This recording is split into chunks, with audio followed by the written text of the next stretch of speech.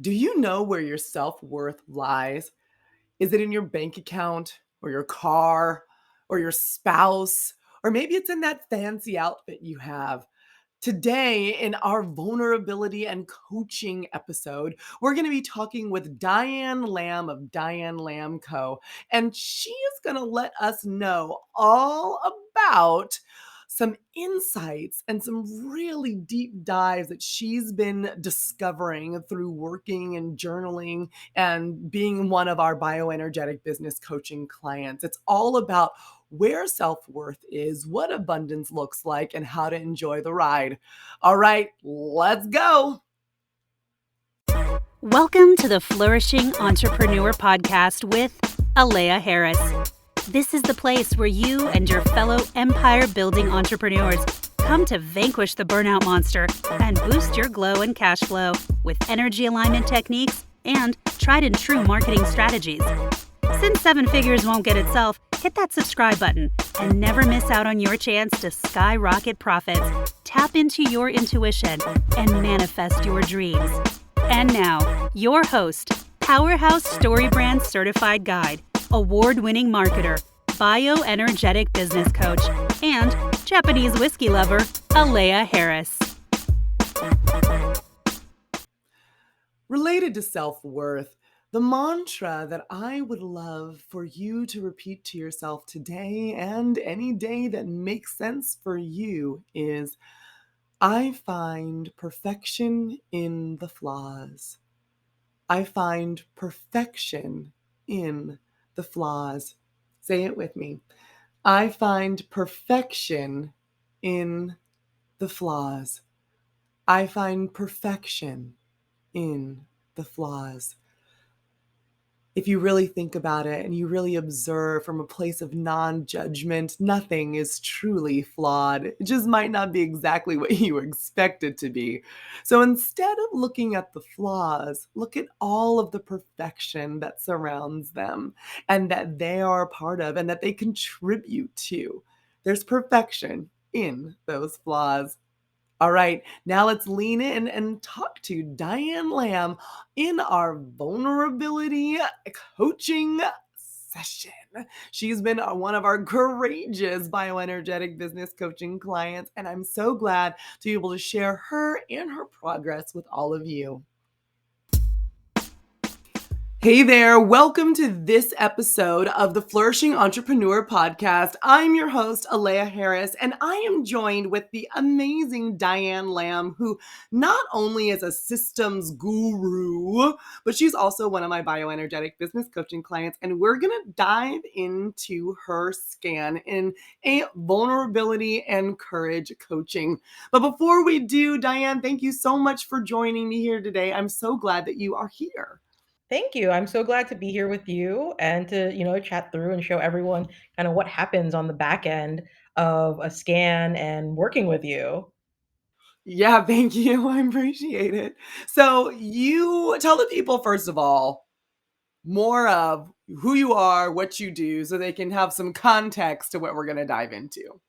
Yeah, of course. So I am Diane Lam. I'm the founder and CEO of Diane Lam Co. I work with female entrepreneurs who are ready to scale to 7 figures and who don't want to do it with any burnout or adding any time to their calendar. So we build evergreen systems so that they can scale with ease within the next few years, right? You scale to 7 figures within about 3 years. Awesome. 7 figures in 3 years. Sign me up. That's the track I'm on. And I love it. I love it. Now let's see if we can do 2.5. That's type A personality. That's what we say. Type A, Enneagram 3. I'm like, ooh, you're going to do in 3. I'm going to do 2.5. No, I hear you. I'm on the same wavelength, right? Like faster for me, like queen of impatience right here. And I'm sure you see that Queen of probably in my scan. impatience. Actually, impatience is not popping up, but what is popping up for those of you who are just listening to us, she has a shock area of negative emotion that is popping up. And for you who are the unaccustomed, purple is something that your body field is calling for some attention for, as well as orange. And purple and orange dots means, hey, pay attention to me. So shock is coming up, and let's tell the listeners what happened to you today. See, it always kind of freaks me out because, like, I kind of think when we first get started, I thought this was like a little bit crazy, but it's always like a little bit like too close to home to not be real in terms of what's kind of going on with me. And when I saw Shock on here, I wasn't actually that surprised because in leading up to this conversation, I was kind of having a little bit of shock, a little bit of like freak out maybe is a good word just because I am having like a skin issue right now. It keeps recurring. I got a bad enzyme peel and my skin has just not recovered. And it's been a while. And as I was preparing for this, kind of seeing like, oh my gosh, like my skin is like irritated right now. And, for me to be in a place where I'm broadcasting something or I'm trying to step into a place of like authority or influence and I'm not appearing like as my best inner self, like that that creates some anxiety for me. It does really create like a sense of like frustration and just like, oh my God, it wasn't this bad yesterday. Like what's happening here, right? Like so I yes, it was shocking because it's literally what happened right before we did this. And that's the thing. I love these scans because, you can try to run, you can try to hide, but the scan will show you what really is going on with you, whether you like it or not. I do want to dive into what you were saying because on the screen you see shock is purple, but then there are two orange things that are here as well. One is humility and one is gratitude. And one of the things that you said before we started recording, and then you kind of said a little bit of it just now, is well, my inner appearance, well, my outer appearance, and the connection between the two. So how does it make you feel as a human, as a person when you're showing up that your outside doesn't match your inside? I mean, it makes me I mean, I do like consciously on a conscious level, I do know that I have a lot to be grateful for, right? I have a lot that is just, it not my skin is not that bad, right? It's not that bad. Like No, and if you guys are not watching this as a video and you're listening as a podcast, she's still glowing. And Diane has skin you could like skate on. Like it's always to me skin goals. But I do understand that if it's not how you want it to be and it's not how you feel it is, then it does so affect it's you. like there is that battle of like, I know that this is fine. I know that it's not that bad. I know that it doesn't change who I am, but at the same time, I'm like, why is this I'm not grateful for any of those things. All I'm focused on is the fact that it's not the way that I want it to be, that it's not how I feel ultra comfortable and like just kind of focusing on that negative aspect and I'm sure that that's kind of what's showing up as well, right? Where I'm hyper focused on it right Yes. now because I was like literally just looking at myself very closely in the mirror like, "Oh my god." Like like It's very interesting though, because sometimes things in life come up and they have multiple purposes. And a lot of the times the purpose is to call attention to something that we're not really paying attention to. And you talked about how you're focusing on the negative. And would you say that that's something that you tend to do in a lot of areas of your life? Oh, yeah. I mean, I think it's very easy to focus on the one thing that's going wrong and not the 1,000 things that are going amazing. I mean, you've known me for like a few months now, and I mean, like, that's kind of my MO. It's like what I like to do is the one I wasn't trying to, like you said, lead the witness or anything, but I'm just like, yeah, girl, if you said no, I would have been like, I object. It is. I know that that's something that I work on. It is something that I know gratitude is one of those things where I have to be very conscious about practicing it because it's not something that's supernatural for me. It's not an area where I live in, kind of being that type A, like high achieving, high performing person. It's just not the place that I usually end up. And whenever I am kind of thrown, like, or if something is really kind of like, you know, freaking me out, or like if I'm feeling kind of stressed, it's not my I revert to that kind of like anxious, like focused on the negative kind of person.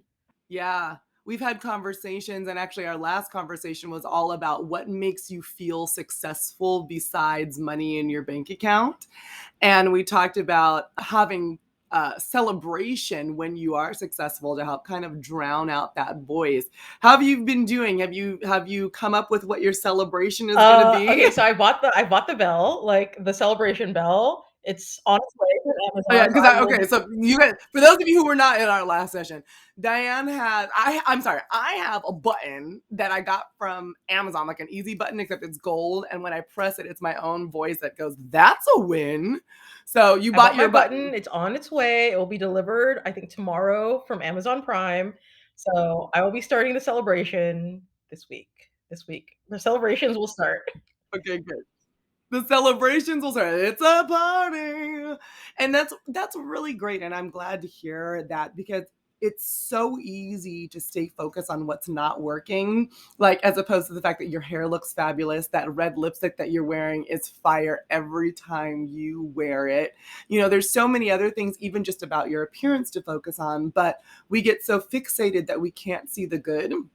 And then over long term, what happens is we end up becoming less energetically attractive to abundance because energy is like, oh, that's the place where negativity lands. So let's bring that person more negativity.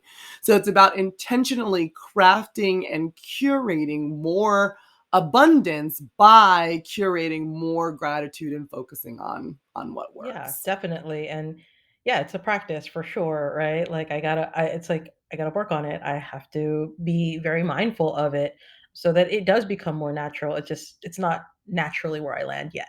Yeah. Oh, totally. But you've started journaling though. So tell us about, your how that has added more clarity and I guess gratitude and abundance to you, just instituting an intentional practice to become more aware of things that are beyond just the negative. So the journaling is it's so my journaling can kind of meander. It depends on what's happening. Okay. I do try to kind of focus on like things that are kind of maybe in the back of my mind.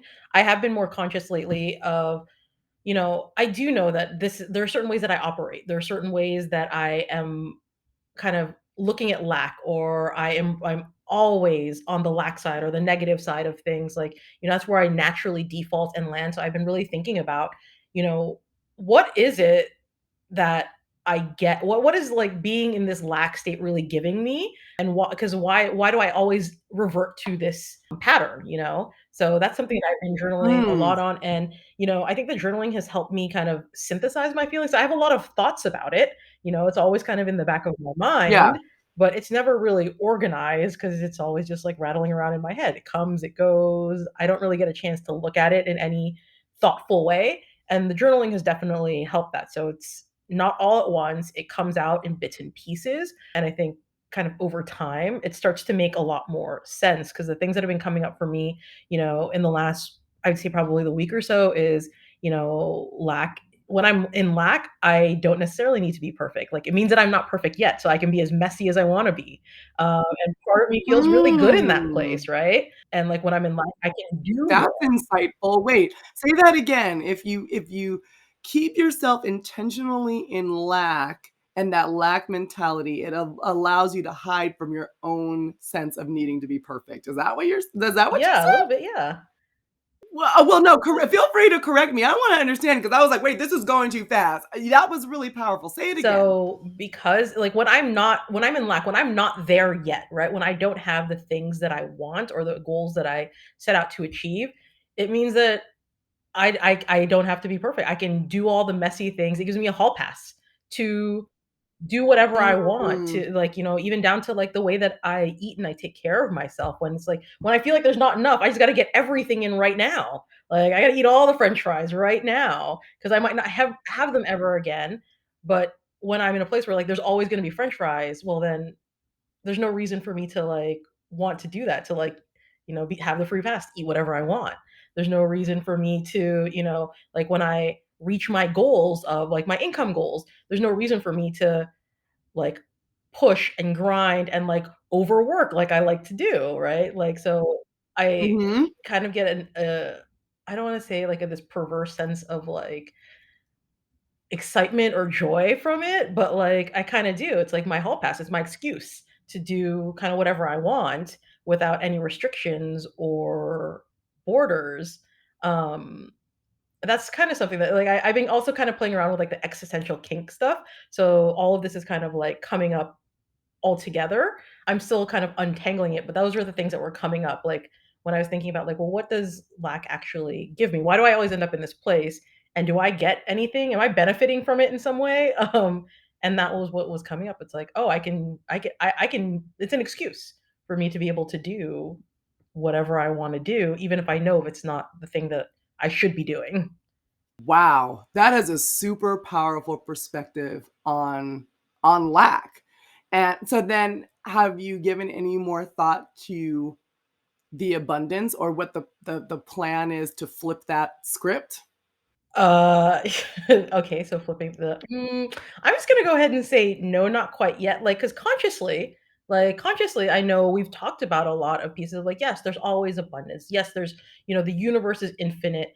But I haven't quite gotten to that feeling inside of me. And I think I get a lot of like good feelings from like my hall passes, from my excuses. Right, Um, so from it your gives me a excuses. lot of like, oh yeah, that feels really good. I'm okay with this. So I haven't really looked at what does it feel like to really be abundant because I get a lot of like sensation from kind of that fearful like okay, I got to hustle, I got to move, I got to do things feeling. Um so I guess the short answer is no. No, I've not thought of that yet. No. No, but no, but kind of. You're the gears are starting to still turn, and I think that well, I know that that's part of the reason why we talked in our last session about celebrating your everyday successes and wins and feelings of abundance because then it's rewiring. It's no longer just the joy and the lack, but finding the joy in the abundance. When was the last time you felt abundant? When was the last time I felt abundant? I mean, that's a really good question. I don't know that I ever really feel abundance because, like, I always even it doesn't matter how much money I have in my bank account. It doesn't matter how much free time I have. I always want more. Like, I always it doesn't matter if Mm. it's like if I $100 million, I would still be thinking about, well, what would 200? Well, why don't I have $200 million? Like, what's going on there? Like, what's happened? I got to do something to Mm. get there. Um, So you don't feel abundant because you don't ever feel content. Yes. Like it's what is enough? Like what is enough and what is it that I actually really want to be fulfilled is not doesn't feel real. Mm. That's really good. It's also like what is money a proxy for that you're really searching for? What is the actual abundant feeling that you're missing? And so everybody loves, money needs money. Okay, gotcha. But if you can sit here and have $1 million and not feel abundant, then that's not the place that you're not looking in the right place to fulfill that gap. So we've talked about lots of different things in our sessions, but for many people it's really they're missing that abundance of self or abundance of love or both. And actually, unfortunately, in our society a lot of people are missing both, or it's not as strong as it could be. I know that that's true for me. There's always like this low grade feeling of unworthiness, like I'm not good enough because I was never felt good enough. Do you think that if you were to pivot that long range marathon race to having a focus on other areas of lack that are not financial, you would be able to experience more contentment with your financial abundance? I think so. I mean, I think that yes, like these are all very good conscious points. Like consciously, I know it, but subconsciously deep down inside and in my body like I don't feel that way.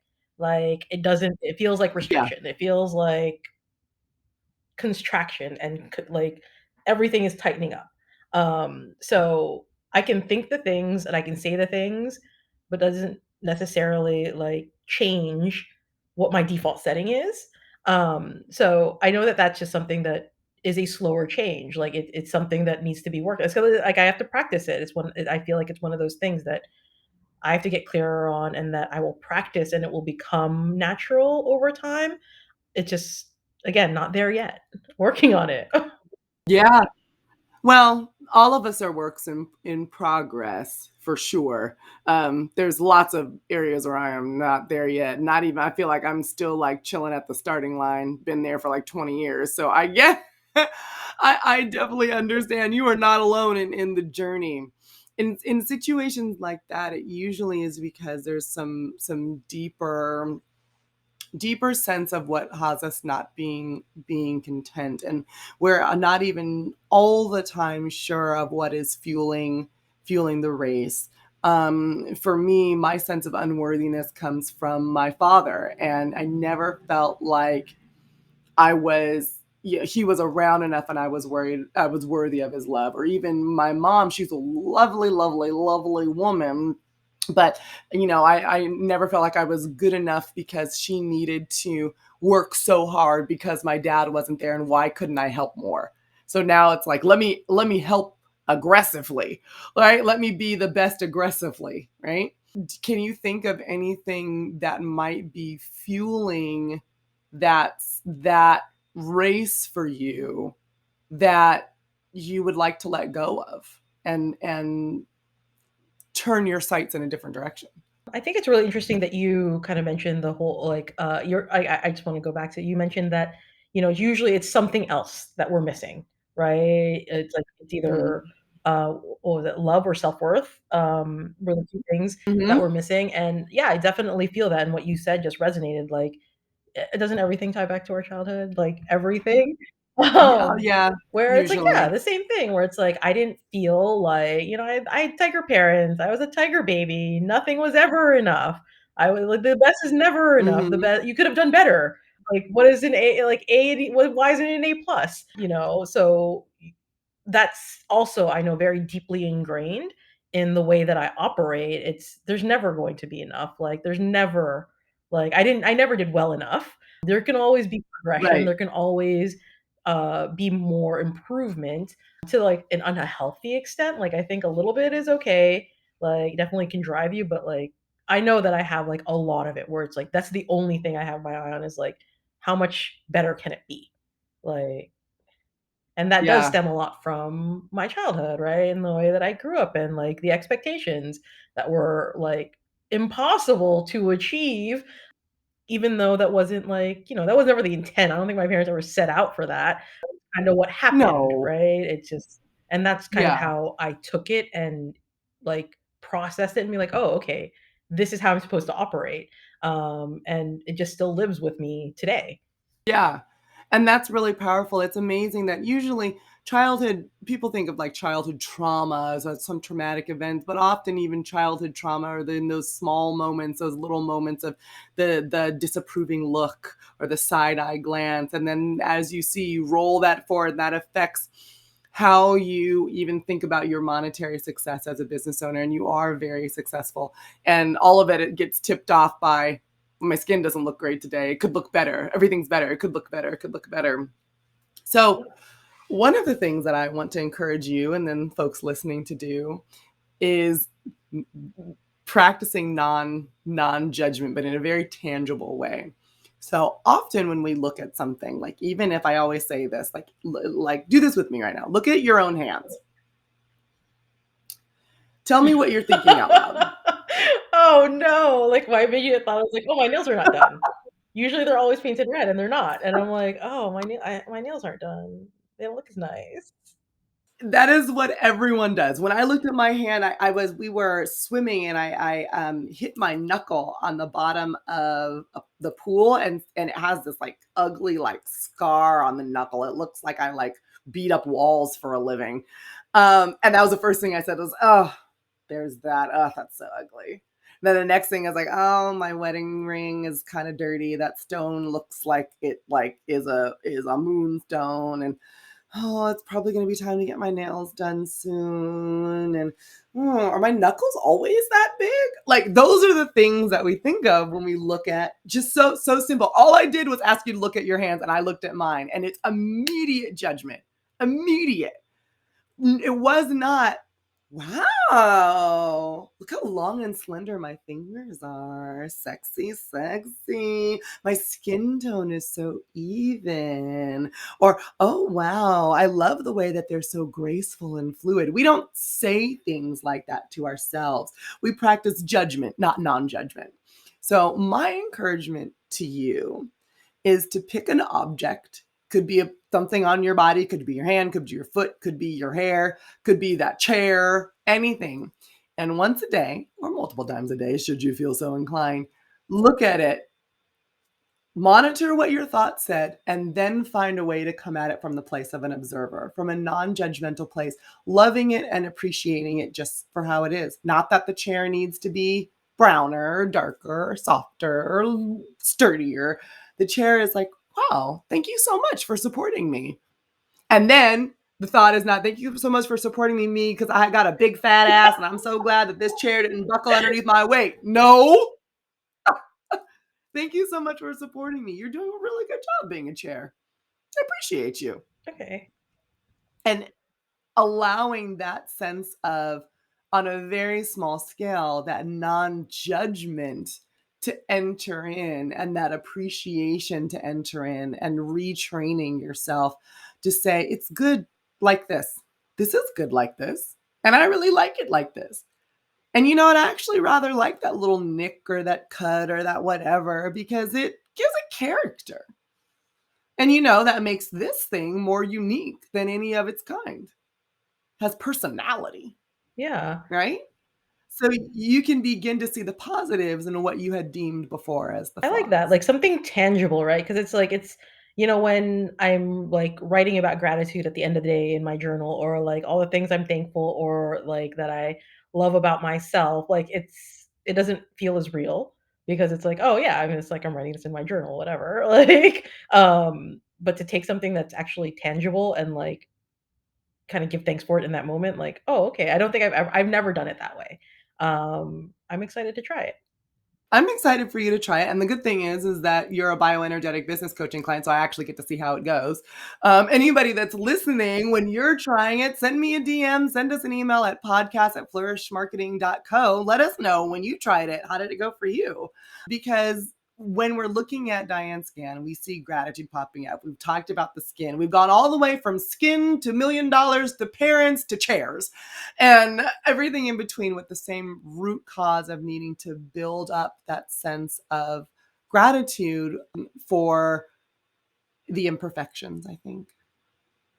Do you have any other comments, questions, parting words of wisdom? No, I mean, I always am just a little bit amazed by, like, how clearly this can kinda see what's going on inside of me just from literally me counting to 10. Like, that always kind of blows my mind, but I think it is a great tool for us to really, like, start to dive into things where I'm like, "Oh, you know what? I was thinking about that. I was kind of freaking out about this, and I wasn't gonna say anything, but here we are."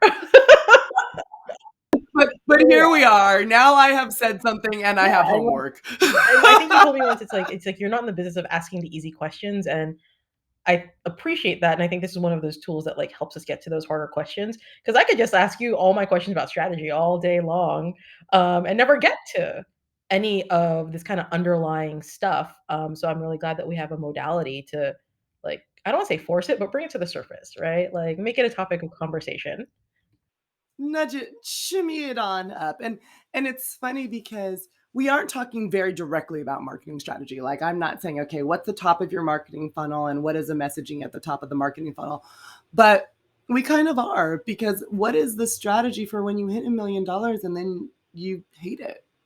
You know, let's start building that personal strategy now so that when you are enjoying the journey and you enjoy that $1,000,000, you're not saying, well, why isn't it two? Yeah, exactly, and I don't even know that I would ever be able to, make it to that level without doing kind of this self-examination work just because like this does impact the way that I show up. It does kind of like hold me back in certain ways. It does kind of, when I'm so focused on like the things I don't have, I don't show up as my best in my content. I don't energetically really show up when I'm trying to sell things.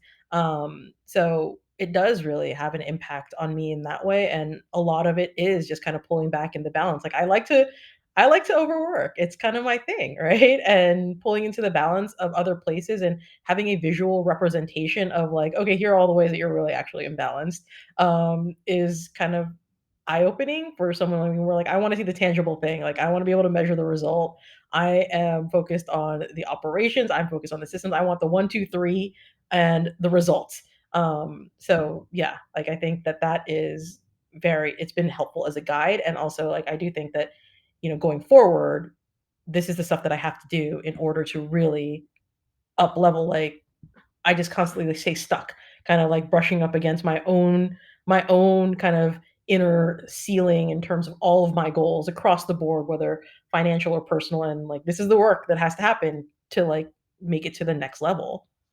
Ah, absolutely. You can't stay stuck. And I'm so glad you're not staying stuck. And I'm so glad you've chosen to work with me to help you get unstuck. And I've seen you get unstuck and more and blossom and grow.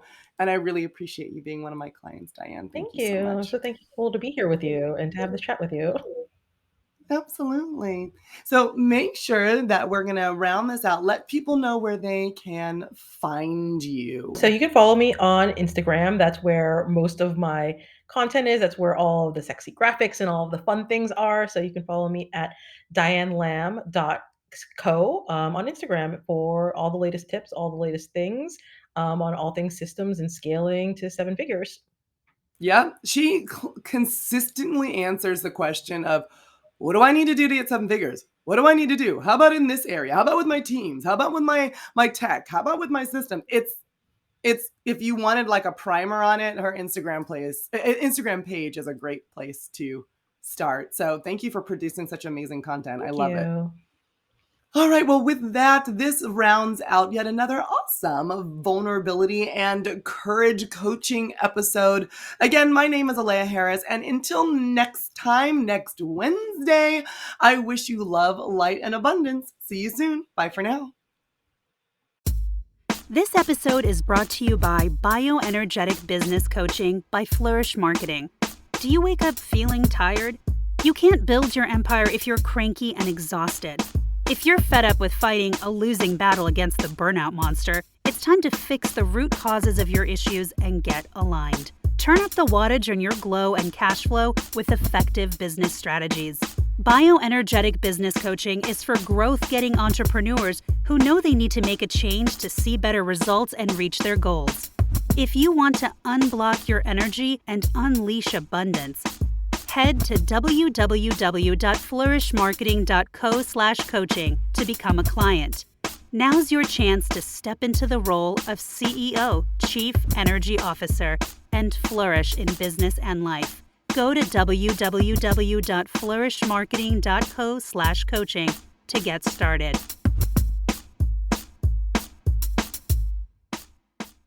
Wow, that was really insightful. I mean, Diane has come so far. She's such a beautiful human being with a lot of lessons that she's learned, and I'm glad that she was able to share them here with you today. As you saw in her bioenergetic business coaching scan, there was a lot that came up for her that started with her appearance and went deep down into her soul about what it is to be content and what it is to feel abundant and what it is to feel like something is done or perfect. Remember, if you're going to be working through this with Diane and with me, practicing that non-judgment observation perspective where you are just the kind observer who allows grace to yourself and the things around you. See and monitor your thoughts when you look at your hands or when you look at your chair or when you look at other people. Do you immediately go to what could be improved or what the flaws are? Or do you appreciate the things or the people around you just as they are and love them just like that? The more that you're able to practice that type of perspective, the more that you will enjoy your entrepreneurial journey and you'll enjoy whatever success comes your way. And I would venture that you'll actually get to experience even more success in your life because you'll be attracting all of the beauty that is constantly surrounding you, and you'll be more aware of the abundance and magnificence that lives in every single moment. Thank you again for joining, and I'll see you next time. Thank you for listening to this episode of the Flourishing Entrepreneur Podcast with Alea Harris. Dive into the show notes at www.flourishmarketing.co/podcast and connect with Alea at Flourishing Entrepreneur on Instagram. Vibing with what you hear? Leave a 5-star review to spread the love and be sure to click subscribe. From the entire Flourish Marketing team, we wish you love, light, and abundance. See you next time.